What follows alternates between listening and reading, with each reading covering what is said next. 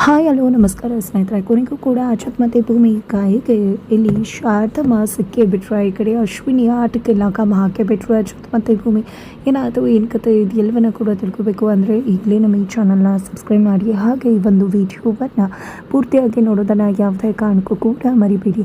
ಅಚ್ಯುತ್ ಮತ್ತು ಭೂಮಿ ಕಳ್ಸಾಗೆ ಬಂದಿದ್ದಾರೆ ಹನಿಮೂನ್ಗೆ ಅಂತ. ಆ ಹನಿಮೂನಲ್ಲಿ ಇಲ್ಲಿ ಅಚ್ಯುತನ ಪ್ರೀತಿಯನ್ನು ಭೂಮಿ ಹತ್ರ ಹೇಳ್ಕೋಬೇಕು ಅಂತ ಹೇಳಿ ಮುಂದಾಗ್ತಿದ್ದಾರೆ. ಆದರೆ ಹೇಳ್ಕೋಕೆ ಧೈರ್ಯ ಸಾಕಾಗೋದಿಲ್ಲ, ಬೇಡ ಅನ್ನೋ ನಿರ್ಧಾರಕ್ಕೂ ಕೂಡ ಬರ್ತಾರೆ. ಯಾಕಂದರೆ ಭಾಗ್ಯಮನ ಹುಡುಕಿದ ನಂತರ ಹೇಳೋಣ ಅಂತ. ಆದರೆ ಸತ್ಯನ ಹೇಳಿದಂಥ ಒಂದಷ್ಟು ಮಾತುಗಳು ಅಚ್ಯುತ್ಗೂ ಕೂಡ ಗಾಬರಿ ತರಿಸುತ್ತೆ. ಹೇಳುವಷ್ಟರಲ್ಲಿ ಭೂಮಿಗೆ ಬೇರೆಯವ್ರ ಮೇಲೆ ಲವ್ ಆದರೆ ಏನು ಮಾಡೋದು? ವಂಶಿ ಹೇಳಿದಾಗ ಅಚ್ಯುತ್ ಮತ್ತು ಭೂಮಿ ಇಬ್ಬರು ಕೂಡ ಕಾಂಟ್ರಾಕ್ಟ್ ಮ್ಯಾರೇಜ್ ಮುಗಿದ ನಂತರ ಬೇರೆ ಆಗಿ ಇನ್ನೇನೋ ಭೂಮಿ ಬೇರೆಯವ್ರನ್ನ ಇಷ್ಟಪಟ್ಟು ಮದುವೆ ಆಗಿಬಿಟ್ರೆ, ಜೊತೆಗೆ ವಂಶಿ ಹೇಳಿದಾಗೆ ಗಂಡ ಹೆಂಡತಿಯಾಗಿ ಆದಷ್ಟು ಬೇಗ ಜೀವನ ಮಾಡಿ ಅಂತ ಹೇಳಿದ್ರು. ಇಲ್ಲಾಂದರೆ ಅನಾಹುತ ಘಟಿಸ್ಬಿಟ್ರೆ ಅಂತ ಕೂಡ ಹೇಳಿದರು. ಅದನ್ನು ಎಚ್ಚರಿಸ್ತಾರೆ ಸತ್ಯನ. ಅದೇ ಕಾರಣಕ್ಕೋಸ್ಕರನೇ ಇಲ್ಲಿ ಅಚ್ಯುತ್ ಭೂಮಿಗೆ ಪ್ರಪೋಸ್ ಮಾಡಲೇಬೇಕು ಅಂತ ತೀರ್ಮಾನ ಮಾಡ್ಕೋತಾರೆ. ಅದೇ ಕಾರಣಕ್ಕೆ ಕಳಸದಿಂದ ದೇವಸ್ಥಾನದಿಂದ ಬರಬೇಕಾದ್ರೆ ಅವರ ಕಾರ್ ಕೆಟ್ಟೋಗುತ್ತೆ. ಅದೇ ಕೆಟ್ಟೋಗಿರೋ ಬಳಿನೇ ಇಲ್ಲಿ ಅಶ್ವಿನಿ ಶಾರದಮ್ಮನ ಇರಿಸಿರ್ತಕ್ಕಂಥ ಜಾಗ ಕೂಡ ಇದೆ. ಅಲ್ಲಿ ಪಕ್ಕದಲ್ಲೇ ಕಾರ್ ಕೆಟ್ಟೋಗಿದೆ. ಬಟ್ ಅಶ್ವಿನಿಗೆ ಯಾವುದೇ ರೀತಿಯ ಸುಳಿವು ಕೂಡ ಇಲ್ಲ. ಎತ್ತಕಡಿ ಭೂಮಿ ಒಂದು ಎಲೆಗಳಿದ್ದಾವೆ ಅಂತ ಎಲೆಕ್ಕಿ ಹತ್ರ ಹೋಗಿದ್ದಾಳೆ. ಎಲೆಕ್ಕಿಯನ್ನು ನೋಡಿ ಖುಷಿ ಪಡ್ತಿದ್ದಾಳೆ.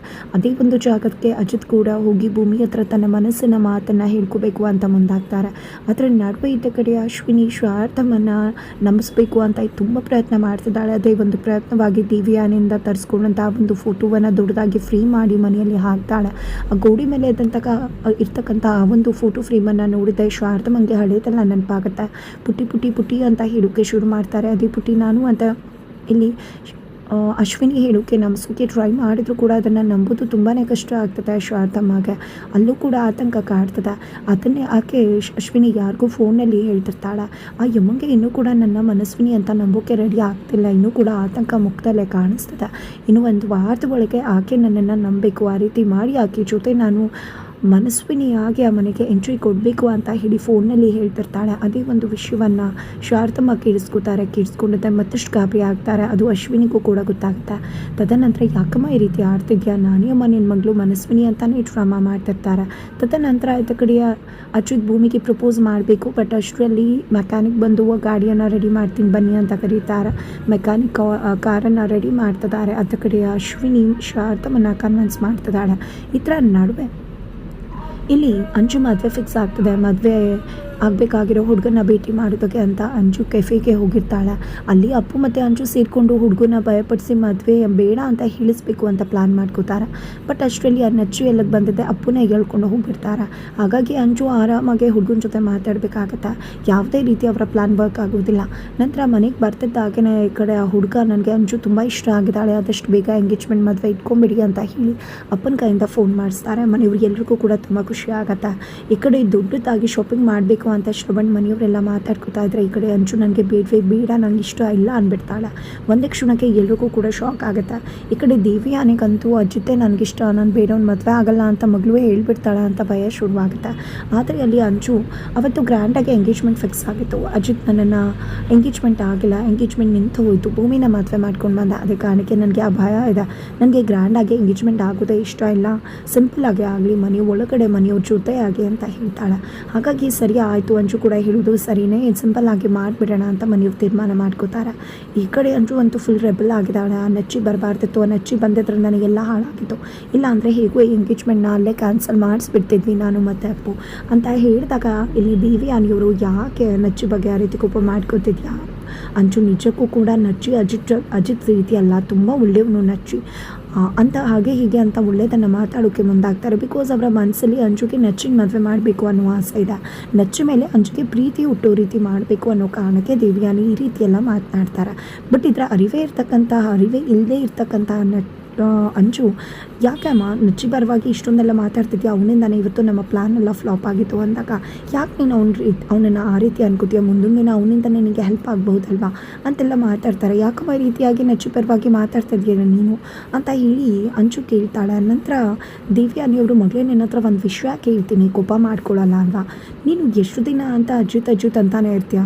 ಅಜ್ಜಿತ್ತು ಪೊಲೀಸ್ ಸ್ಟೇಷನ್ಗೆ ಹೋಗ್ತಾನೆ, ಅವ್ನ ಕೆಲಸ ಅದು ಇದು ಅಂತಾನೆ, ಬೇರೆಯವ್ರ ಕಡೆ ಕಾನ್ಸಂಟ್ರೇಟೇ ಮಾಡಲ್ಲ. ನಿಜಕ್ಕೂ ಅವನನ್ನು ಯಾಕೆ ಮದುವೆ ಆಗ್ಬೇಕು, ನೀನು ಬೇರೆಯವ್ರನ್ನೇ ಮದುವೆ ಆಗ್ಬಹುದಲ್ವಾ ಅಂತ ಹೇಳಿ ದೇವಿಯಾನಿ ಹೇಳಿದ್ದೆ ತಡ ಅಂಜು ಕೋಪ ಎಲ್ಲಿರುತ್ತೋ ಅಮ್ಮ ಅನ್ನೋದು ಕೂಡ ನೋಡದೆ ಕುತ್ತಿಗೆ ಬಂದು ಇಸ್ಕಿದೆ ಸಾಯಿಸೋದಕ್ಕೆ ಅಂತ ಮುಂದಾಗ್ಬಿಡ್ತಾರೆ. ದಿವ್ಯಾನಿ ತುಂಬ ಕಷ್ಟಪಡ್ತಾ ಇದ್ದಾರೆ ಬಿಡಿಸ್ಕೊಳ್ಳೋಕ್ಕೆ, ಬಟ್ ಆಗ್ತಾ ಇಲ್ಲ. ಆಕೆ ಕೂಡ ತನ್ನ ಕೋಪವನ್ನು ಕಂಟ್ರೋಲ್ ಮಾಡ್ಕೋತಿಲ್ಲ. ಕೋಪದಿಂದ ದಿವ್ಯಾನಿ ಕಥೆನೇ ಇನ್ನೇನು ಮುಗಿಸಿದ್ಲು, ಜೀವನೇ ಹೊಟ್ಟೋಗ್ಬಿಡ್ತು ಅಂಜು ಕೈಯಿಂದ ಅನ್ಬೇಕು. ಅಷ್ಟು ಮಟ್ಟಿಗೆ ಆಕೆ ದೇವಿಯಾನಿನ ಲಾಕ್ ಮಾಡಿಬಿಡ್ತಾರೆ. ಅದೇ ಟೈಮ್ಗೆ ಅಪ್ಪು ಬಂದಿದ್ದೆ ಅಂಜು ಮತ್ತು ದೇವಿಯಾನಿನ ಬಿಡಿಸ್ತಾರೆ, ದೇವಿಯಾನಿನ ಕಾಪಾಡ್ತಾರೆ. ಯಾಕೆ ಅಂಜು ಈ ರೀತಿ ನಡ್ಕೋತಾ ಇದೆಯಾ ಅಮ್ಮನ ವಿರುದ್ಧವಾಗಿ ಅಂತ ಅಪ್ಪು ಕೇಳಿದಕ್ಕೆ, ಇನ್ನೇನು ಅಪ್ಪು ನಾನು ಅಚ್ಚುತ್ ಮೇಲೆ ಪ್ರಾಣನೇ ಇಟ್ಕೊಂಡಿದ್ದೀನಿ, ಅಚ್ಚುತ್ ಬಿಟ್ಟು ಬೇರೆಯವ್ರನ್ನ ಮದುವೆ ಆಗ್ಬೋದಾ ಅಂತ ಕೇಳ್ತಾರೆ. ಅದನ್ನು ನನ್ನಿಂದ ಸಹಿಸ್ಕೊಳ್ಳೋಕ್ಕಾಗತ್ತಾ, ನಾನು ಕಲ್ಪನೆ ಮಾಡ್ಕೊಳ್ಳೋಕ್ಕಾಗತ್ತಾ ಅಂತ ಹೇಳಿ ಅಂಜು ಕೇಳಿದಾಗ ಹಾಗಂದು ಮಾತ್ರಕ್ಕೆ ಅಮ್ಮನ ಮೇಲೆ ಕೈ ಮಾಡಿಬಿಡೋದಾ, ನೀನು ಮಾಡಿದ್ದು ತಪ್ಪಲ್ವಾ ಅಂತ ಹೇಳಿ ಕಪ್ಪಾಳಕ್ಕೆ ಬಾರಿಸ್ತಾಳೆ ಅಪ್ಪು. ತದನಂತರ ಅಂಜುಗೂ ಕೂಡ ತನ್ನ ತಪ್ಪಿನ ಅರಿವಾಗುತ್ತೆ. ತದನಂತರ ಅಮ್ಮನ ಹತ್ರ ಬಂದಿದೆ, ಅಮ್ಮನ ಹತ್ರ ಕ್ಷಮೆ ಕೇಳ್ತಿದ್ದಾಳೆ. ದಯವಿಟ್ಟು ಅಮ್ಮ ನಿನಗೆ ಗೊತ್ತಲ್ವಾ ನಾನು ಅಜಿತ್ ಎಷ್ಟು ಪ್ರೀತಿ ಮಾಡ್ತಿದ್ದಾನೆ ಅಂತ. ಆದರೂ ಕೂಡ ಯಾಕೆ ಈ ರೀತಿ ಎಲ್ಲ ನಡ್ಕೊಂಡೆ, ಅಜಿತ್ ಇಲ್ದಿರೋ ಲೈಫ್ನೇ ನನಗೆ ಕಲ್ಪನೆ ಮಾಡ್ಕೊಳ್ಳೋಕ್ಕಾಗಲ್ಲ, ಪ್ಲೀಸ್ ಈ ರೀತಿ ಎಲ್ಲ ನಡ್ಕೋಬೇಡ ಅಂತ ಹೇಳಿ ಕಾಲಿಗೆ ಬಿದ್ದು ಕ್ಷಮೆ ಕೇಳ್ತಿದ್ದಾಳೆ. ಏನಪ್ಪ ಇದು ಜಸ್ಟ್ ಹೇಳಿದಕ್ಕೆ ಈ ರೀತಿ ಕೋಪ ಮಾಡಿಕೊಂಡು ಅವಳು ನಂಬ್ಕೊಂಡು ನನ್ನ ಆಸ್ತಿನ ಹೇಗೆ ಪಡ್ಕೊಳ್ಳಿ ಅಂತ ದೇವಿಯಾನಿಗೆ ಯೋಚನೆ ಶುರುವಾಗ್ಬಿಟ್ಟದ. ನಂತರ ಇಲ್ಲಿ ಅಜಿತ್ ಗಾಡಿ ರೆಡಿ ಮಾಡಿಸ್ತಿರ್ತಾರೆ. ಈ ಕಡೆ ಭೂಮಿಗೆ ಬಾಯಾರಿಕೆ ಆಗುತ್ತೆ, ನಾನು ಪಕ್ಕದ ಮೇಲೆ ಹೋಗಿ ನೀರು ಕುಡ್ಕೊಂಡು ಬರ್ತೀನಿ ಅಂತ ಹೇಳಿ ಶಾರದಮ್ಮ ಇರ್ತಕ್ಕಂಥ ಮನೆಗೆ ಬರ್ತಾರೆ. ಡೋರ್ನ ಓಪನ್ ಮಾಡೋಕ್ಕೆ ಟ್ರೈ ಮಾಡ್ತಿದ್ದಾರೆ. ಬಟ್ ಅಷ್ಟರಲ್ಲಿ ಯಾರೋ ಬಂದು ಡೋರ್ ಓಪನ್ ಮಾಡ್ತಾರೆ. ಯಾಕೆ ಏನು ಅಂದ ತಕ್ಷಣ ಗಾಬರಿ ಆಗಿಬಿಡುತ್ತೆ ಅವರು ತೆಗೆದಿದ್ದ ಸ್ಪೀಡ್ಗೆ ಭೂಮಿಗೆ. ನಂತರ ನೀರು ಬೇಕಾಗಿತ್ತು, ಬಾಯಾರಿಕೆ ಆಗ್ತಿತ್ತು ಅಂದಾಗ ಪಟ್ಟಂತ ಡೋರ್ನ ಮುಖದ ಮೇಲೆ ಹೊಚ್ಚಿ ಒಳಗಡೆ ಹೋಗ್ತಾರೆ. ಏನಪ್ಪ ಇದು ನೀರು ಕೇಳಿದ್ರೆ ಈ ರೀತಿ ಮುಖದ ಮೇಲೆ ಹೊಚ್ಚಿ ಹೋಗ್ತಿದ್ದಾರಲ್ಲ ಅಂತ ಹೇಳಿ ಭೂಮಿ ಅನ್ಕೋತಾಳೆ. ನಂತರ ಮತ್ತೆ ಆಕೆ ಬಂದು ನೀರು ತೊಗೊಳ್ಳಿ, ಕುಡಿದ್ಬಿಟ್ಟು ಇಲ್ಲೇ ಇಡಿ ನಾನು ಎತ್ಕೋತೀನಿ ಅಂತ ಮತ್ತೆ ಹೋಗ್ಬಿಡ್ತಾರೆ. ಇದನ್ನೆಲ್ಲ ನೋಡಿದ್ರೆ ಭೂಮಿಗೆ ಡೌಟ್ ಬರುತ್ತೆ. ಅದಕ್ಕೆ ಸರಿಯಾಗಿ ಅಲ್ಲಿ ಅಶ್ವಿನಿ ಕೂಡ ಶಾರದಮ್ಮಂಗೆ ಊಟ ಮಾಡಿಯಮ್ಮ ಅಂತ ಹೇಳ್ತಾ ಇದ್ರು. ಇಲ್ಲಿ ಶಾರದಮ್ಮ ಹಠ ಮಾಡ್ತಿರ್ತಾರೆ, ಈ ತಿನ್ನಿ ಅಂತ ಕೋಪ ಬಂದು ಹೇಳಿಬಿಡ್ತಾರೆ. ಶಾರದಮ್ಮ ಇನ್ನೂ ಹೆದ್ರೋಗ್ಬಿಡ್ತಾರೆ. ತಕ್ಷಣ ಕಿರ್ಚ್ಕೊಂಡ್ಬಿಡ್ತಾರೆ. ಆ ಒಂದು ಕಿರ್ಚ್ಕೊಂಡಿದ್ದು ಭೂಮಿಗೂ ಕೂಡ ಕೇಳಿಸುತ್ತೆ. ತದನಂತರ ಅಚ್ಯುತ್ಗೂ ಕೂಡ ಅಲ್ಲಿ ಕೇಳಿಸಿರುತ್ತೆ. ಇಲ್ಲಿ ಅಮ್ಮ ಕೋಪದಲ್ಲಿ ಆ ರೀತಿ ಮಾತಾಡ್ಬಿಟ್ಟೆ, ನಾನೇ ಅಮ್ಮ ನಿನ್ನ ಮನಸ್ವಿನಿ ಒಪ್ಕೋ ಅಂತಿದ್ರು ಶಾರದಮ್ಮ ಒಪ್ಕೋತಿಲ್ಲ. ನಂತರ ಭೂಮಿ ಇನ್ನೂ ನಡೀತಿರ್ಬೇಕು ಅಂತ ಅಂದ್ಕೊಂಡು ಕಿಟಕಿ ಹತ್ರ ಬಂದು ನೋಡ್ತಾಳೆ. ಯಾವುದೋ ರೌಡಿ ಕಾಣಿಸುತ್ತಾರೆ. ಏನೋ ನಡೀತದೆ ಅಂದ್ಕೊಂಡು ಅಜಿತ್ ಹತ್ರ ಹೇಳೋಕೆ ಅಂತ ಬರ್ತಾರೆ. ಅಷ್ಟರಲ್ಲಿ ಕಾರ್ ರೆಡಿ ಆಗುತ್ತೆ, ನಡಿ ಅಂತ ಹೇಳಿ ಭೂಮಿನ ಕರ್ಕೊಂಡು ಅಜಿತ್ ಹೊರಟ್ಬಿಡ್ತಾರೆ. ಭೂಮಿ ಎಷ್ಟು ಹೇಳೋಕೆ ಟ್ರೈ ಮಾಡಿದ್ರು ಕೂಡ ಅಜಿತ್ ಕೇಳಿಸ್ಕೊಳ್ಳೋಕೆ ಪೇಷನ್ಸೇ ಇರೋದಿಲ್ಲ. ತದನಂತರ ಇಲ್ಲಿ ಅಜಿತ್ ಹೋಗಬೇಕಿದ್ರೆ ಗಾಡಿ ಸ್ಟಾಪ್ ಮಾಡ್ತಾರೆ. ಭೂಮಿ ಹತ್ರ ನೋಡು ಭೂಮಿ, ಆ ಮನೇಲಿ ಏನೋ ಇಲ್ಲೀಗಲ್ ಆ್ಯಕ್ಟಿವಿಟೀಸ್ ನಡೀತಿತ್ತು ಅಂತ ನನಗೆ ಗೊತ್ತು, ನಿನಗೆ ತೊಂದರೆ ಆಗಬಾರ್ದು ಅಂತಲೇ ಇಲ್ಲಿ ತನಕ ಕರ್ಕೊಂಡು ಬಂದಿದ್ದು, ನಾನು ಹೋಗಿ ನೋಡ್ತೀನಿ ಅಂತ ಹೇಳಿದಾಗ ನಾನು ಕೂಡ ಪೊಲೀಸ್ ಅಂತೀನಿ, ನಾನು ಕೂಡ ಬರ್ತೀನಿ ಅಂತ ಹೇಳಿ ಭೂಮಿ ಅಜಿತ್ ಜೊತೆ ಅದೇ ಮನೆಗೆ ಹೋಗ್ತಾಳೆ. ಬಟ್ ಅವರು ಹೋಗೋ ಅಷ್ಟರಲ್ಲಿ ಮನೆ ಖಾಲಿ ಇರುತ್ತೆ. ಎಲ್ಲ ಕಡೆ ಹುಡುಕಾಡ್ತಾರೆ.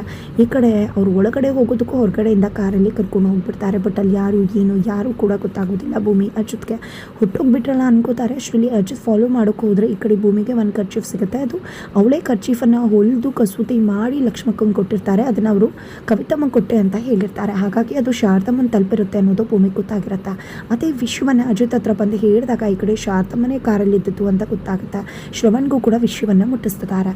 ಹಾಗಿದ್ರೆ ಕೊನೆಗೂ ಶಾರದಮ್ಮನ ಚೂಸ್ ಮಾಡಿ ಲಾಕ್ ಮಾಡಿ ಶಾರದಮ್ಮನ ಮನೆಗೆ ವಾಪಸ್ ಕರ್ಕೊಂಡು ಹೋಗ್ತಾರೆ ಅಜಿತ್ ಮತ್ತು ಭೂಮಿ ಅನ್ನೋದನ್ನು ನೋಡಬೇಕಿದೆ.